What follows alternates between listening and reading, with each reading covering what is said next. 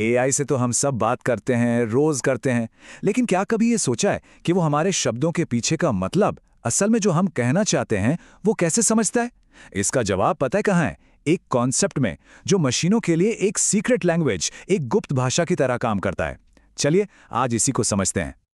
आज की चर्चा में हम सबसे पहले देखेंगे कि एआई को समझने में दिक्कत कहाँ आती है। फिर वेक्टर्स की इस सीक्रेट लैंग्वेज का राज खोलेंगे और समझेंगे कि ये काम कैसे करती है। फिर देखेंगे कि हमारी रोजमर्रा की जिंदगी पर इसका क्या असर है और आखिर में भविष्य में इससे क्या उम्मीदें हैं। ये प्रॉब्लम हम सबने महसूस की है, खासकर जब हम कुछ सर्च कर रहे होते हैं। हम टाइप कुछ करते हैं और रिजल्ट कुछ और ही आ जाता है, क्योंकि सिस्टम हमारे सवाल का कॉन्टेक्स्ट यानी संदर्भ ही नहीं समझ पाता। यही एआई की सबसे बड़ी चुनौतियों में से एक है, शब्दों के आगे बढ़कर उनके मतलब को पकड़ना। जैसे ये माउस शब्द ही ले लीजिए।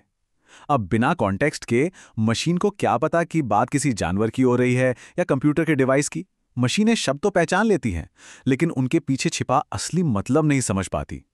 तो फिर सवाल ये उठता है कि मशीनें हमारे टाइप किए गए शब्दों के पीछे का इरादा कैसे समझती है? जवाब मॉडर्न एआई की बुनियाद में छिपा है और आज हम उसी की तह तक जाएंगे। और इसी प्रॉब्लम का सल्यूशन है वेक्टर। वेक्टर एक बहुत ही पावरफुल टूल है जो किसी भी आइडिया या मतलब को मैथ्स की भाषा में यानी नंबर्स में बदल देता है, ताकि मशीनें उसे आसानी से समझ सकें। तो वेक्टर है क्या? असल में ये बस नंबर्स की एक लिस्ट है। ये लिस्ट किसी भी डेटा, चाहे वो कोई शब्द हो, पूरा वाक्य हो या फिर कोई तस्वीर, उसके मतलब को एक ऐसे फॉर्मेट में दिखाती है जिसे कंप्यूटर प्रोसेस कर सकता है।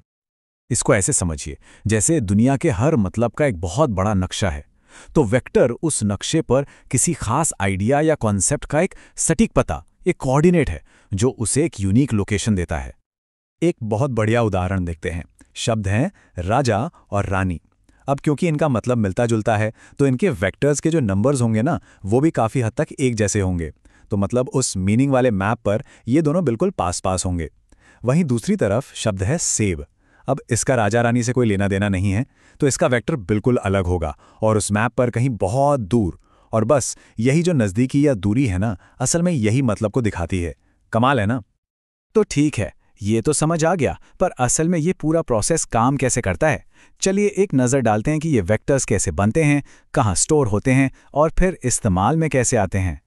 पूरा प्रोसेस मोटे तौर पर 5 स्टेप्स में होता है।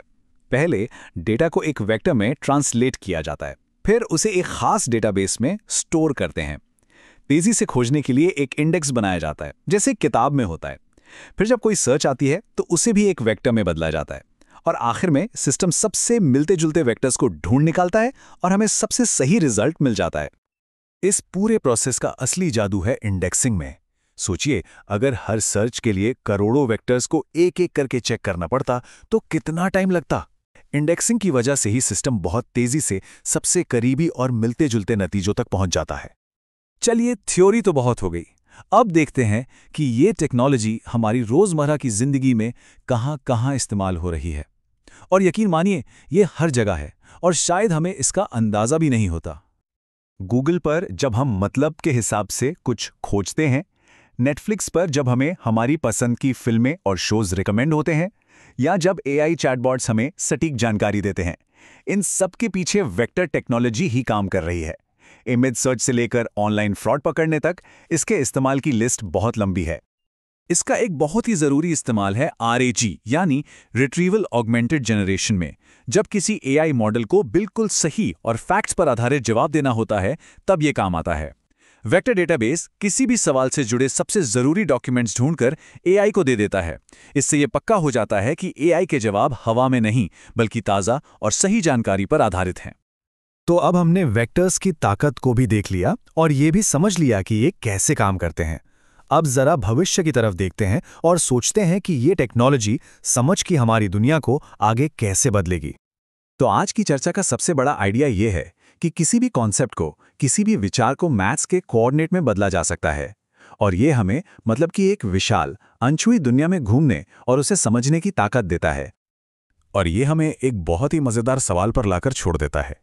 अगर हर आइडिया को एक मैप पर एक पॉइंट की तरह दिखाया जा सकता है, तो ये मैप हमें आगे कहाँ लेकर जाएगा, इस विशाल नक्शे से और कौन कौन सी नई खोजें होंगी? संभावनाएं सच में अनंत हैं और आने वाला कल वाकई में बहुत रोमांचक होने वाला है।